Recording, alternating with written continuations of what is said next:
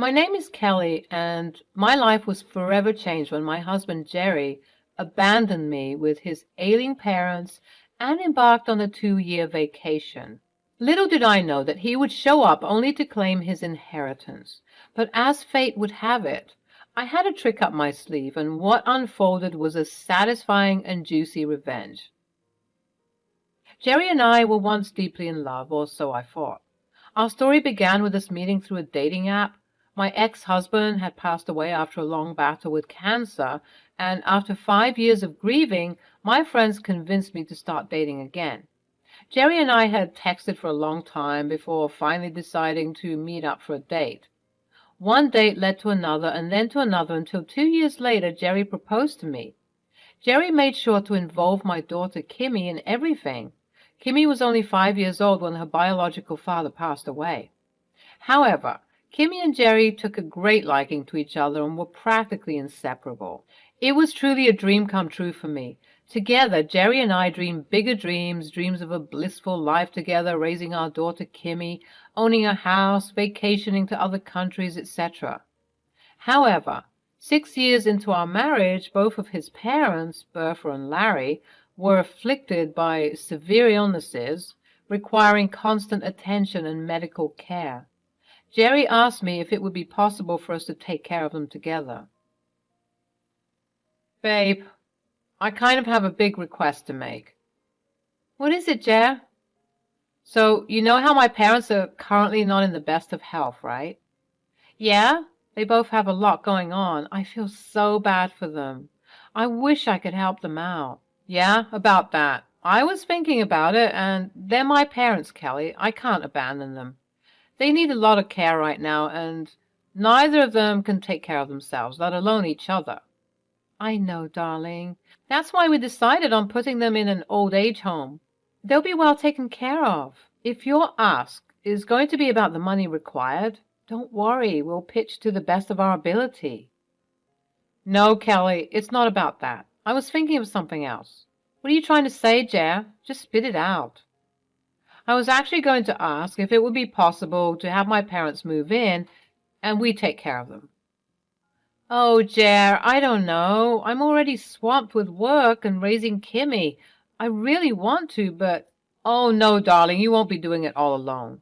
They're my parents, so I will definitely be doing just the same amount of work as you, if not more. I promise. Oh, what the hell. Okay, I love Bertha and Larry. Plus, I think Kimmy would love to live with her grandparents. Thanks a lot, Kelly. I promise I won't let you down. You better not.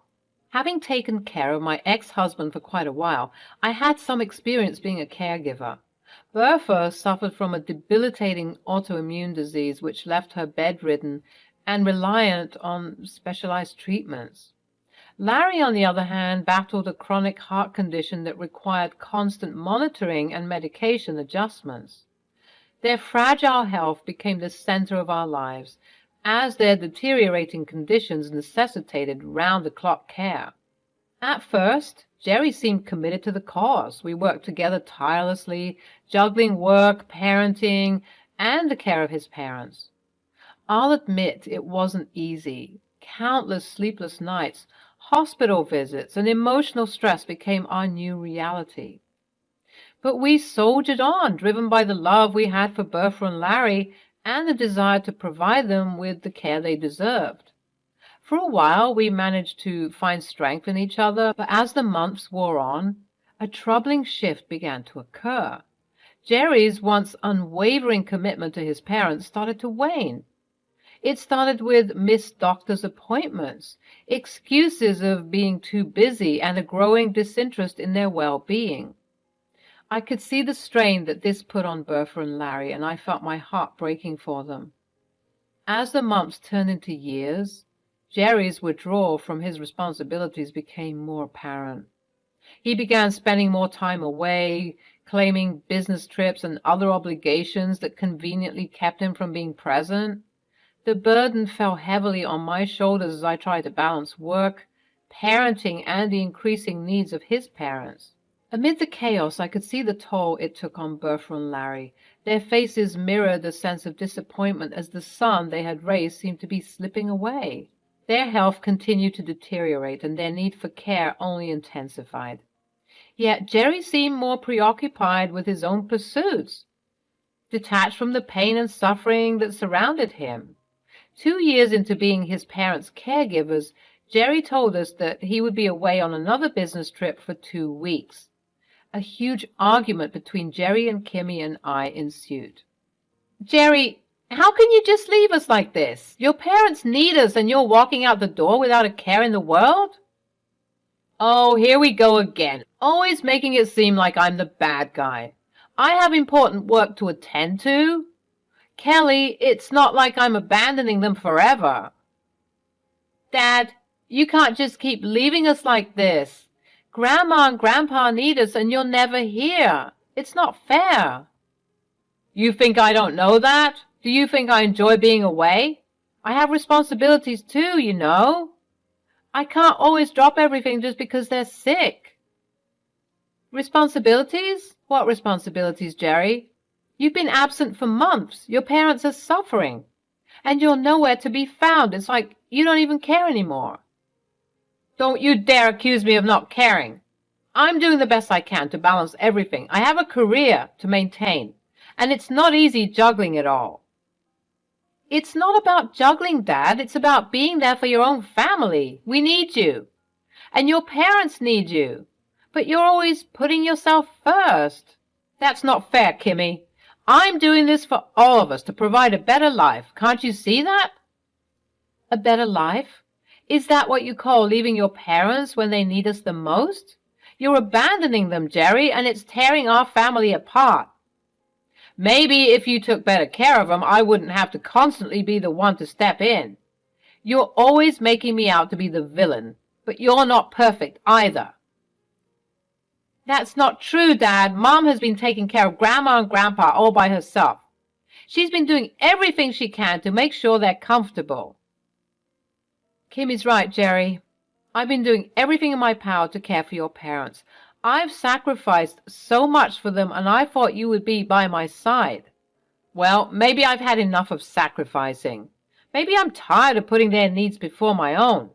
Maybe it's time for you to figure out how to handle things on your own. Is that what you're saying, Jerry? That you're done with us? Done with your own parents? I never thought I would hear those words from you. Maybe it's time for a reality check, Kelly. This isn't the life I signed up for. I need some space to figure things out. Jerry stormed off into our bedroom and began packing his things.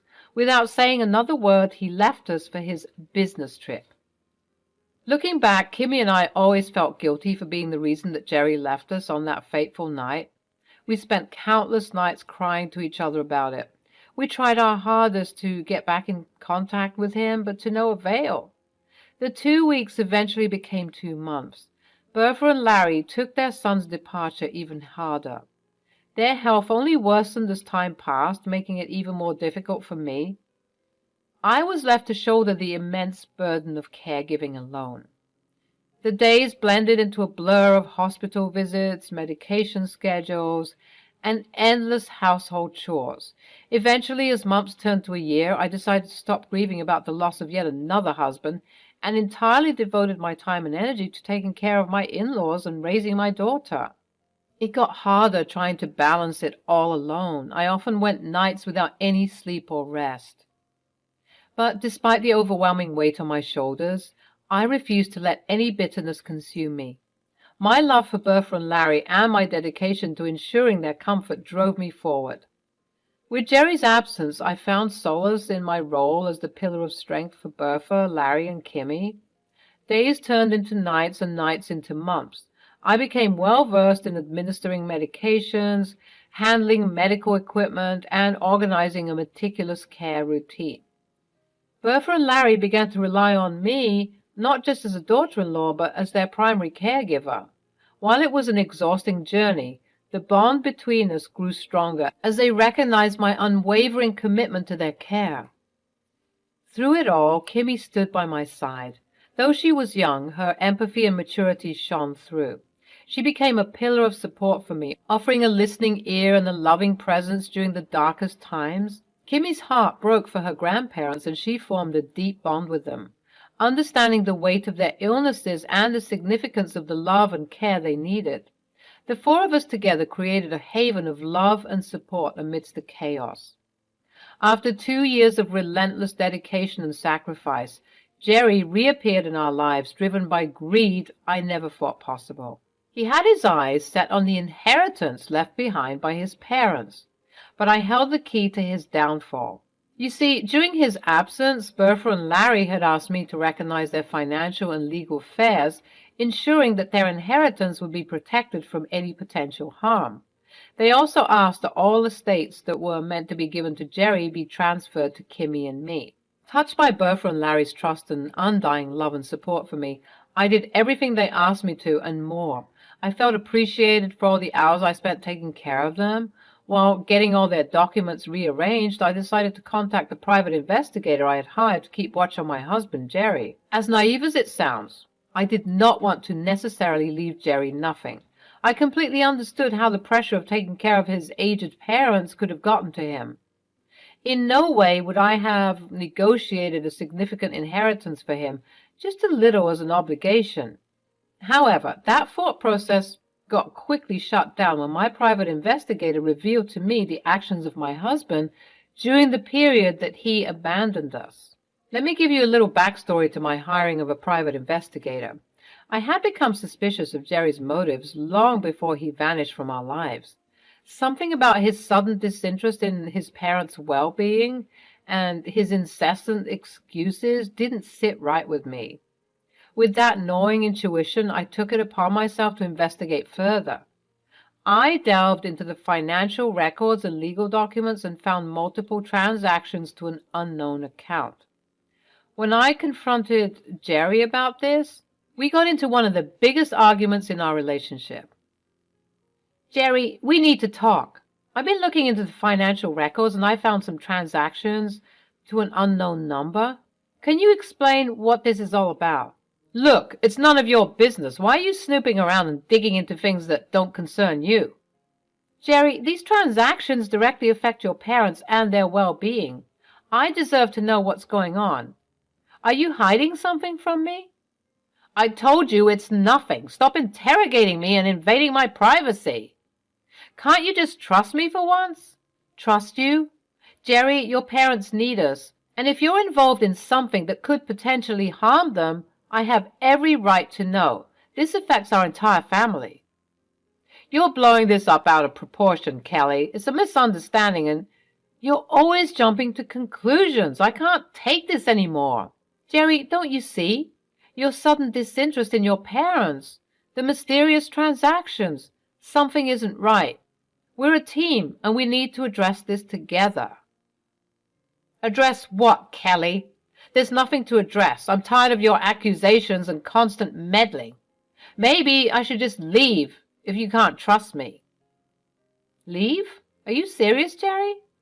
You're willing to abandon your parents and your family because you refuse to answer a simple question? Is that the kind of person you've become? You're pushing me to my limit, Kelly. I can't handle your constant suspicion and lack of faith in me. If you can't accept that, then maybe we're better off apart. Tired of Jerry's lies and lack of involvement in his parents' care, I decided to hire a private investigator. The reports I got seemed mundane and nothing out of the ordinary, which made me heavily regret my decision. The guilt of my actions, along with the stress of taking care of my in-laws and raising my daughter, made me let go of the PIs, however.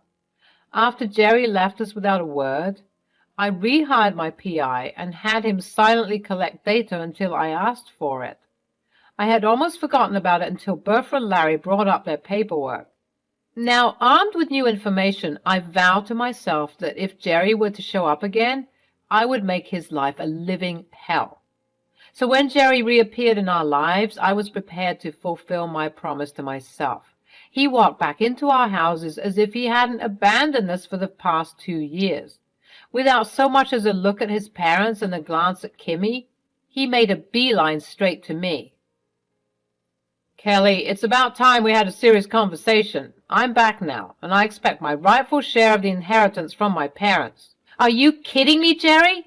After all this, That's the first thing you have to say? No concern for your parents, no acknowledgement of your absence? Just your share of the inheritance?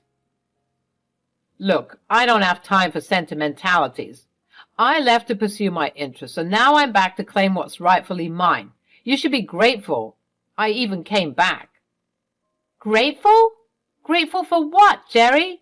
For abandoning your parents where they needed us the most? For leaving me to shoulder the entire burden on my own? You have some nerve. Oh, please. You act like taking care of them was some kind of burden. You've always enjoyed playing the martyr, Kelly. But let's not forget who worked hard to earn this inheritance. Worked hard? Is that what you call it? Leaving your parents to suffer while you galvanized off on your own vacation?